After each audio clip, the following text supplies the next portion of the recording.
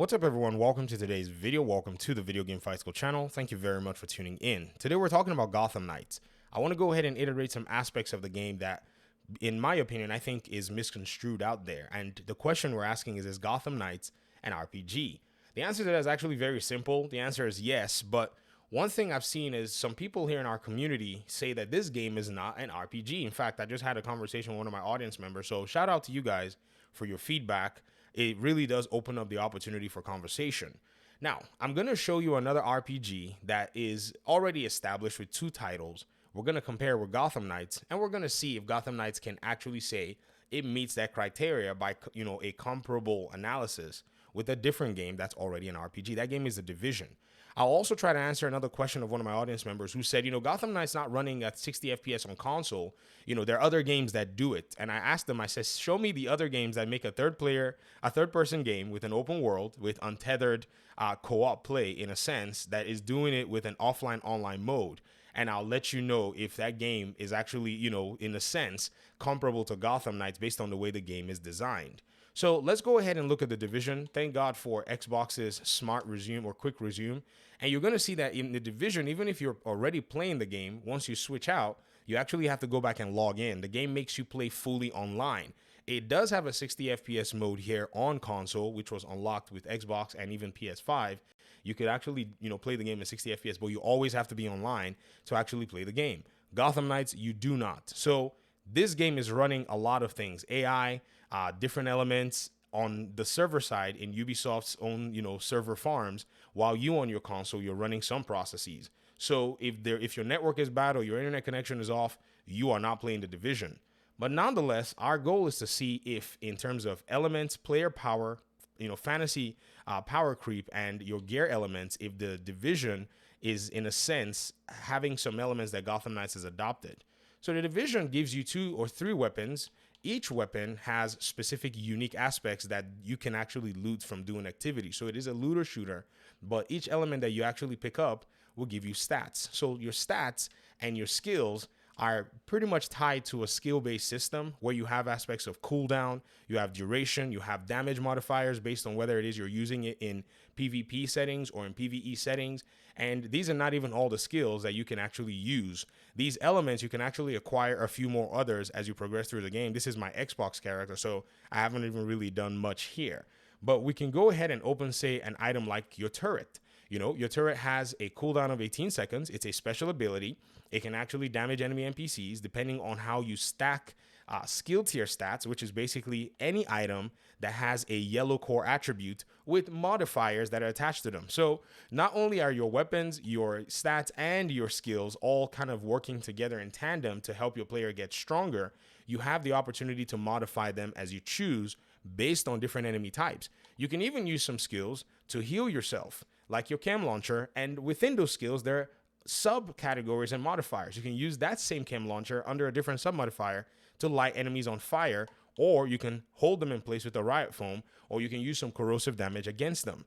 Even with the turret that I just showed you, you have one that's just an artillery turret, shoots straight bullets. You have one that actually hits, fire, that uses fire. You have another one that shoots like a sniper that can target enemies and hit them with high damage. You also have what's called a seeker mine. This is an item that you toss on the ground and will automatically seek out enemies where they are, hit them, and they have different modifiers of those seeker mines, some that causes burn, some that causes bleed. So this is kind of what you'll see with a lot of RPG games, where you're not just looking at a skill tree, you're looking at the stats and modifiers that continue to build into your player character and fantasy. You also have attributes that give you more health, that give you more armor, that give you a little bit more speed to cool down your skills, and so on and so forth.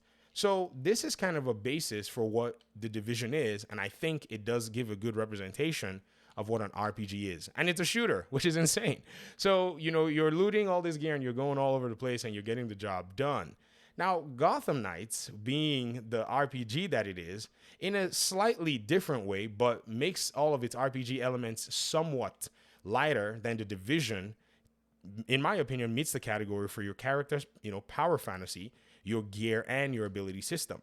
This audience member of mine said, just because a game and your characters have a skill tree doesn't make it an RPG. You're correct. But then once you go into where your suits have levels and have different stats that can affect your gameplay, you're now in the territory of RPG. In fact, you're no longer in the territory. You are now living in the, RPG house. You've literally walked into the house. You've made yourself dinner, and now you've sat down and become a full-fledged RPG. You also have a crafting system where you can craft these items based on blueprints that you actually loot in the open world as you're doing activities. So it is a looter RPG in a sense, and you can see that the stats here with different percentage modifiers, different power, defense, health, level modifiers are here to pretty much help your character to get stronger or to make them more effective in combat. You also use a mod system here where these mods are able to go ahead and, in a sense, be slot into different aspects of your gear and use those gear to be effective in combat. You also have a mod system in the Division 2 as well. We have to sign in and log in online again. This is kind of what I keep trying to tell people, like, hey, man, you keep comparing Gotham Knights to these other games, but none of you are talking about these aspects that, limit these other games. And I can tell you, for the worst thing you can have happen to you in the Division is get disconnected when you're about to get your gear and your loot that you've worked for. And it's happened many times. In the Division, you also have a mod system. Right now, I don't have any mods on this character. Let me go ahead and dig into my stash, because you do have a stash that you can actually access. I think we might be able to find. Oh, that's a shade stash. Where is the stash in this safe house? Oh my gosh, where's the stash? You have access to a stash in every safe house that you can actually open up. That's a shade stash that you have to get specific items for. It might be in this room here. Usually you spawn into where it is. I can't find it in this safe house. That's insane. But usually you have access to a stash where you can go in and you can actually sort your gear. Oh, there you are. I don't know why I could not find you. And so in here, you'll be able to store gear and keep stuff in your mailbox. That's also where you get items delivered to you. And you have things like, different weapon classes and stuff like that. And you can go into Dark Zone and you can loot them. You also have access to resources as well. These resources can be used for crafting. You can use them for building new items, for modifying new items and making them stronger. So yeah, the Division does have kind of like, that in depth to a lot of the different aspects of the game, while Gotham Knights, in my opinion, takes a simpler approach to it. So on seeing these two different aspects, man, look at that quick resume. That's insane. Brought me back to where I was. So when you look at these different aspects, when you look at the way both games are built, I think Gotham Knights does a good job in limiting how much depth you need to deal with, because already some people don't even know how to play Gotham Knights. They're already complaining, saying that the enemies are too tanky and too spongy, when they're not looking at the different aspects in terms of, rarity of their weapons, or the ability and the stats of their weapons, or even how the enemy NPCs interact with the different elements and the different stats that they are, basically carrying on their weapons, on their suits, and on their ranged items. So is the Division an RPG? Yes. Is Gotham Knights an RPG? Very much so. So this categorization is kind of strange in a sense. My controller has some weird drift. This controller is broken, but I'm just using it anyway. So pardon the incessant scrolling. So I guess this answers the question. Gotham Knights is an RPG. It does meet these criteria in terms of player power, fantasy, and all. And we haven't even talked about the skill tree yet. So if you actually go ahead and add the skill tree elements of Gotham Knights, basically the ability tree, then you can see a whole different depth in that level, in that category, when your skill tree and your momentum abilities, which all come together and still all do work in tandem with all of your gear. Now you're talking about an in-depth mechanic at the end of the day. So here it is. I've basically tried my best to answer this question using a comparative analysis.